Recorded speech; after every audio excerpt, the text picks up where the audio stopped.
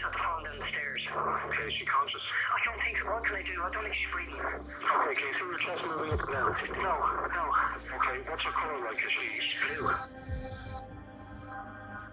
Okay, open her mouth, okay? Close off, pinch her nostrils with your other hand. Yeah. Okay, and blow into her mouth. Is she breathing at all? Oh, there's nothing. Well, the ambulance is on. The ambulance is on its way, so we're also in fire engine on the way out, okay? Can you ring the guards or something? They might know. We've got the engine from Bob Wigan on the way.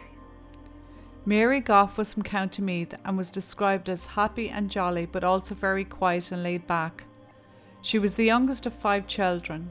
Her mother was so delighted when she was born, finally a little girl. She was described as the glue of the family, which I often hear when a family member has been killed. I think it's a way of paying tribute to how important they were within the family. Mary could hold her own thanks to having 4 older brothers, but her mother described her as a best friend and confidant.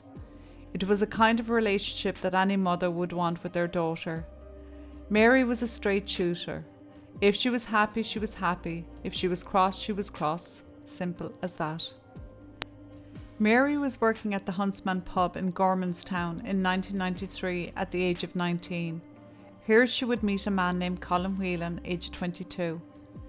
He wasn't her usual type. He was a bit straight-laced and serious, but he seemed to have his stuff together as he worked in IT. When she had met Colin, he had been spending a lot of time in the pub, as he had broken his leg at an REM concert in Slane Castle, County Meath. Slane Castle is a very famous venue in Ireland for music concerts, with some of the biggest names in music playing there. In 1995, Mary and Colin hit a bad patch and broke up.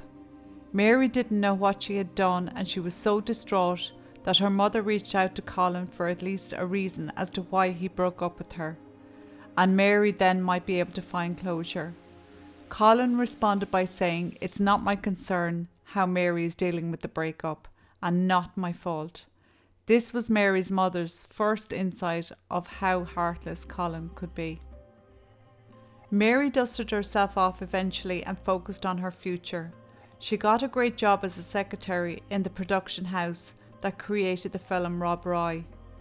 After her contract was up, she was offered a job in Scotland by the same production company, but she turned it down, and it was speculated that it was because she still held a torch for Colin and was hoping to get back with him.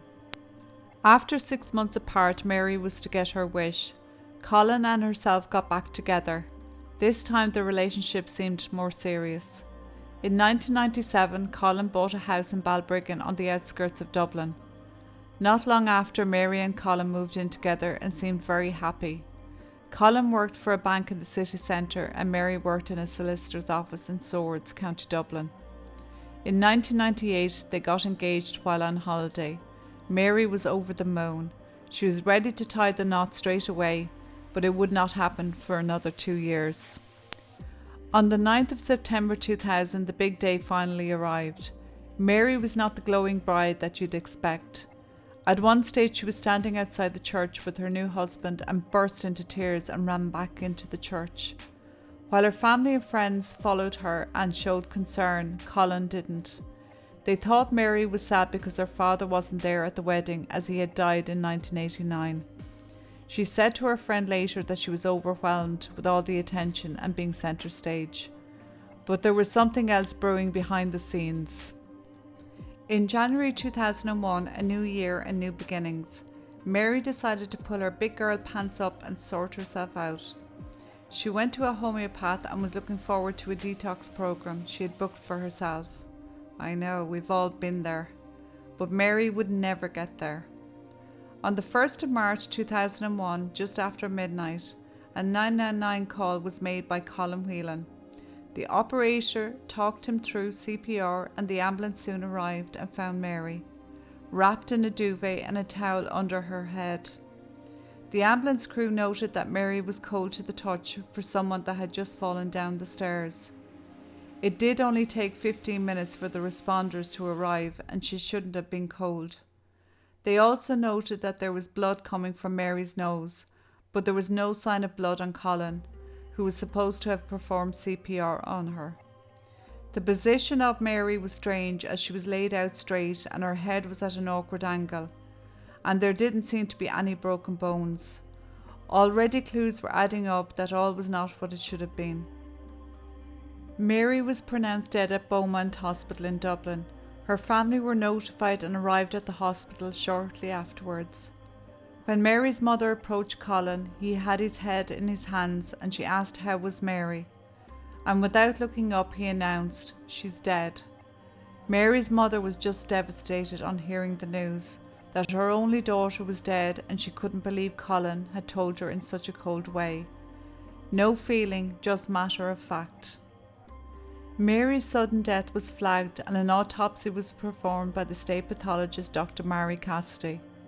Mary had a swollen tongue, hemorrhaging in the eyes, mark on her neck, carpet burns consistent with being dragged down the stairs, but no head injuries or broken bones. This led the pathologist to conclude that Mary was strangled to death. But the only confusing thing was there's no ligature bruising going the whole way around the neck, just bruising on the left side, which isn't consistent with strangulation. The case now was a murder inquiry and it landed on the desk of Pat Marry.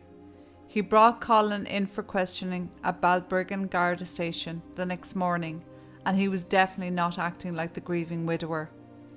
Detective Pat Marry gave no hint to Colin that it was now a murder investigation, and to make him feel at ease he told him the interview was just a formality to find out what exactly happened. Colin stuck to his story and admitted he was the only person in the house with Mary when she died. He told the Gardaí that he and Mary were watching TV and she decided to go upstairs for a shower. And moments later at around midnight he heard a thump thump. He ran to see what was going on and Mary was at the bottom of the stairs. He went upstairs to grab a towel as there was so much blood and wrapped her in a duvet to keep her warm. Investigators broke the news to the Goff family that Mary's death was now a murder inquiry, but asked them not to say anything to the Whelan family. The forensic team went to the house and they found blood on the walls of the bedroom and more on the landing upstairs. The phone in the hallway was clean from transfer blood and mucus, which should have been present if Colin was performing CPR over the phone with the operator. The team also checked the alarm to see when it was last activated. No windows or doors were opened after 9:45 p.m. when the couple arrived home that evening. There was no sign of a break-in and it was clear no third party was involved.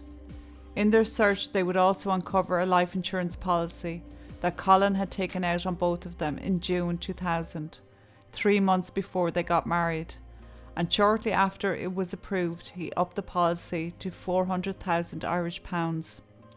If Colin died she would receive that amount, and the same if Mary died, Colin would receive it. What was strange about the policy, besides the amount for a couple so young to have such a large policy, it was only valid for 10 years.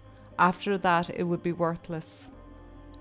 A week after the murder, Mary's funeral took place in the same church she had got married in 6 months earlier. Of course, Colin put on a show of grief for everyone, to the point it was embarrassing. The Goff family gracefully ignored Colin's outburst so as not to put the case at risk. Gardaí soon moved on to Colin's work computer in the bank, and it was completely wiped of its history. But luckily the bank backed up all their computers in the office on a secret server, and what the Gardaí would find was a mountain of evidence. Searches were made on strangulation, asphyxiation and lack of oxygen effects. He made no less than 22 searches on how to kill Mary weeks before their wedding. They also found that Colin was very active on chat sites. He went by the name Celtic Tackler and described himself as a widower, a true red-blooded Irish male, whatever that is. One particular contact was with a divorced woman in Wales, and he told her his wife had died in a car accident. They were to meet in March 2001, and he told her he was coming into a large sum of money. This poor woman fell hard for Colin, and when Gardaí were to interview her and tell her the real story, she would be left devastated. Also, they discovered on Colin's computer research into American killers, and one in particular, Henry Wallace, who was active in the 1990s. Wallace's method to kill his victims was to use a towel to wrap around a cord, to strangle them as it left no ligature marks. He also kept his victims warm so forensics couldn't determine time of death. This was a huge piece of evidence. Gardaí combed through Collins's house once again, looking for something that he may have used as a ligature. They tested numerous pieces in the home, but when it came to Collins's dressing gown cord, they noticed it was overstretched and tests came back positive for Mary's blood in the fibres of the cord. Imagine Colin wore the murder weapon around his waist as paramedics worked to save his wife. Meanwhile, the towel he used to disguise the ligature marks was most likely resting under Mary's head. With this amount of evidence, Colin was charged with Mary's murder and the trial was set for October 2003. Because it was going to be a 2-year wait, Colin was released on bail. He had to live with his parents, sign on at the Garda station every day, pay a bail bond and surrender his passport. He lost his job at the bank and he rented out the house he had once shared with Mary, so he'd have an income. So all was going as it should be and Colin was abiding by the rules of his bail terms. But our Colin had other ideas going on in the background. In May 2002, Colin's family reported him missing. A quick review of Balbriggan Garda station paperwork showed he had not signed on in 2 days. Basically, the guards dropped the ball and Colin had done a runner, or had he? The Gardaí sent out an alert and Colin's car was found at Howth Head, just outside Dublin. The keys were in the car and an empty bottle of gin on the passenger seat. The car was parked neatly and a window was left open slightly. Detective Murray smelled a rat. He thought it looked staged. But as a formality, Air and Sea Rescue was launched to find a body and surprise, surprise, no body was found. Alerts were sent out through media. Air and Sea ports were notified of Colin's identity and he was wanted for murder. Interpol were contacted and in turn Europol, which tracks people within Europe. For over a year there was no sign of Colin and eventually the Gardaí received a tip-off from a man who was holidaying in Mallorca, Spain. He was an old school friend of Colin's and he knew he was wanted for murder. So he made friends with another barman there and asked who he was and the barman said that's Cian Sweeney from Galway, Ireland. So when the guy got home he contacted Gardaí and told them this information. The Gardaí contacted Europol and Colin was put under surveillance. An arrest warrant was put in place and the Spanish police went to the bar and arrested him. He was brought to the civil guard station in Madrid and Colin denied who he was. Fingerprints were taken and they matched the prints the Gardaí had sent over. Eventually Colin admitted to the truth. Next thing to organise was an extradition for Colin back to Ireland. This had never been done before. When the extradition was finally organised, Detective Murray flew to Madrid to bring Colin home. When Murray was talking to Colin, he asked him how he got a passport and how he made it all the way to Spain. Colin told him 7 months before he went missing he applied for a passport using a guy's identity that he knew. He looked similar to him, same age and build. He knew this guy didn't travel and he was successful in getting the passport. He got a train to Belfast, a flight to London in England, another flight to Barcelona in Spain, and then a boat to Mallorca Island, Spain. Colin arrived back in Ireland and Mary's brother worked in the airport. He went up to arrivals where Colin would be. One of the Garda approached Mary's brother and said, "You're not going to hit him, are you?" And the brother said, "No, I'm not." The guard was like, "All right, so." Colin came face to face with Mary's brother and they stared at each other for a minute and Colin dropped his head. While Colin was waiting on his trial date in prison, the Gardaí were continuing to gather as much information as they could in preparation for the trial. They needed to find out everything they could about him, especially his past relationships. There were people who still believed Colin was innocent because they didn't have the full details of who Colin really was. One person that the Gardaí found was a woman who had been in a relationship with Colin before Mary met him. He was so violent and controlling that she left the district to get away from him. She met him at a disco and for the next 6 months he wooed her. But once he had her, he changed. He controlled every aspect of her life. Who she was allowed to talk to, how she was to dress, and he was physically abusive towards her. She ended up pregnant and was terrified to tell him. He hit the roof and told her no way was she having the baby. He brought vodka and aspirin to her one night and tried to force her to take them so she'd lose the baby. She managed not to take the aspirin, but she did swallow some vodka. At the height of his violence that night, he kneed her in the stomach and she lost the baby the next day. The 12th of April 2005, Colin appeared for the first day of his trial. All the families were there, the Goffs and the Whelans. The Whelans were sitting there believing Colin was innocent. They had no idea what was coming.